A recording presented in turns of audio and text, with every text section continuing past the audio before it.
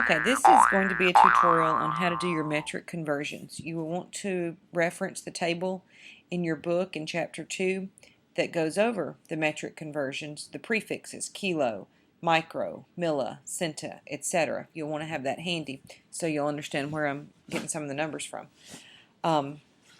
Realize that those are all prefixes that go along with a root word. The root word can be gram, liter, meter, mole, amps, bytes, etc. We will, for this demonstration, stick with liter, gram, and meter for all of our conversions. Alright, we're going to start by converting 62.4 milligrams to micrograms, and I've written out micrograms here on the slide, but if you'll notice in your table the symbol for micrograms, it's this funny little cursive U, and that means micrograms. Alright, we take our prefixes, milli. What does milli mean? According to the table in your book, milli means -3, right? Now look up micro in the table of metric prefixes. Micro means -6. So now we know what each prefix means. -3, -6. What's the difference between -3 and -6? The difference between the two is 3. Now, that tells us how many places we have to move the decimal. We must move our decimal 3 places. So we're going to start with 62.4. Bear with me as I'm learning how to write on this mouse. All right, do we move the decimal 3 places to the left to make it 0.0624, or are we going to move it 3 places to the right to make it 62,400? Which direction do we move the decimal? Remember this, if you are converting from a large unit to a small unit, you will always move the decimal right. If you are converting from a small unit to a large unit, you will always move the decimal left. Now, I should turn the baby monitor down. We're converting from milligrams to micrograms. Milli to micro. If you look at your table, you'll find to go from milligrams to micrograms, you're going from a large unit to a small unit. That tells me I'm going to have to move my decimal right. So I'm going to start with the 62.4, and I have to move it right 3 places. 1, 2, 3. And my decimal is going to be at the end. I'm going to have to add 2 zeros, and that is a 0. That's 2 zeros. I'll get better. I'll practice more before I try to do this again with the chalkboard. All right, so our answer we know is 62,400 micrograms. Or if we want to put that in scientific notation, it would be 6.24 times 10 to the 4 micrograms. Remember, there is an appendix in the back of your book that will go more in detail about taking numbers and putting them in the proper scientific notation. So if this right here confused you, going from 64,400 to the 6.24 times 10 to the 4 micrograms, then you may want to look over that appendix. Okay, let's try doing some just practicing ourselves. Let's take 1.02 times 10 to the -4. All right. Let's see. We'll see if we can put a -4 up here because I don't know how to do the superscripts. 1.02 times 10 to the -4. -4 kilograms. And let's convert that to how many milligrams it is. mg. All right, look up in your table. What does kilo mean? Kilo means 1 times 10 to the 3rd, which means 3, +3. That's what kilo means. What does milli mean?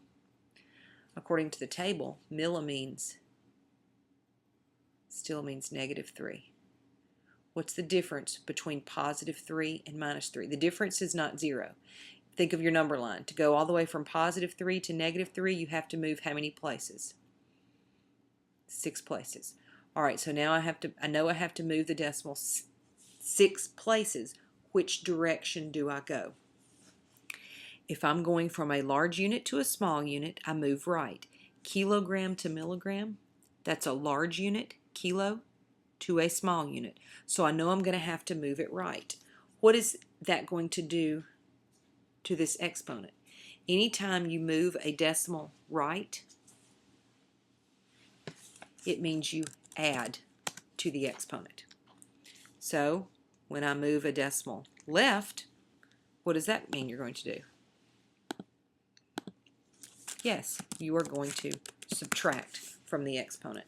So moving decimals right, you add to the exponent. Moving decimals left, you subtract from the exponent. We said in this example, kilogram to milligram, large to small. So I'm going to move the decimal right. What am I going to add to the exponent? What did the exponent start at?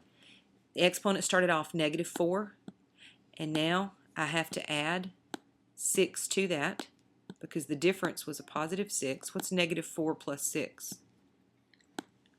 The answer is a +2. So do you know what my new answer is? The answer that goes in this blank is 1.02. And I'm still figuring out how to use the mouse and write, times 10 to the +2 milligrams. You don't have to write the positive, you can just write 2, and it's understood to be positive. 1.02 times 10 to the 2 milligrams is converting this number in kilograms to milligrams.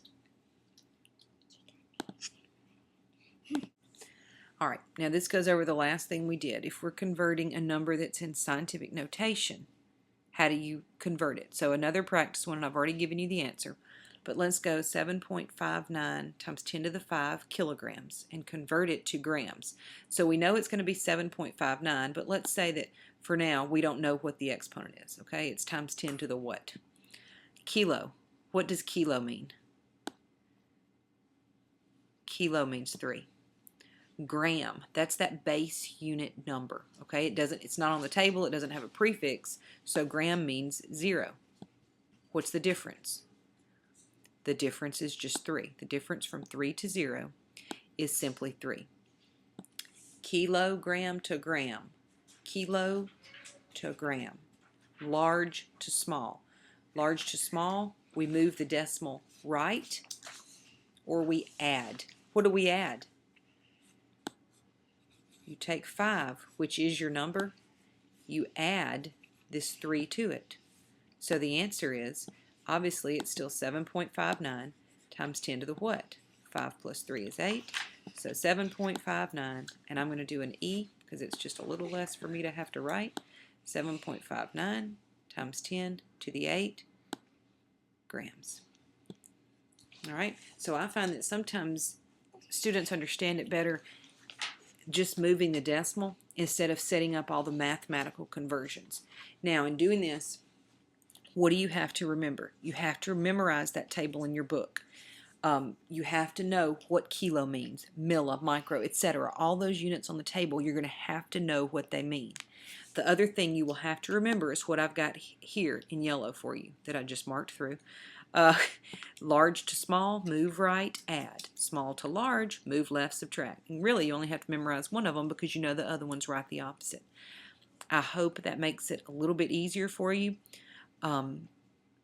You will have to do some conversions on your test. It won't be, don't expect that 50% of the test is going to come from here, but I just wanted to go over it a little bit more in detail, and I thought you might do better if you could hear me explaining it. So now go try to work your homework problems, or maybe just watch this slideshow again.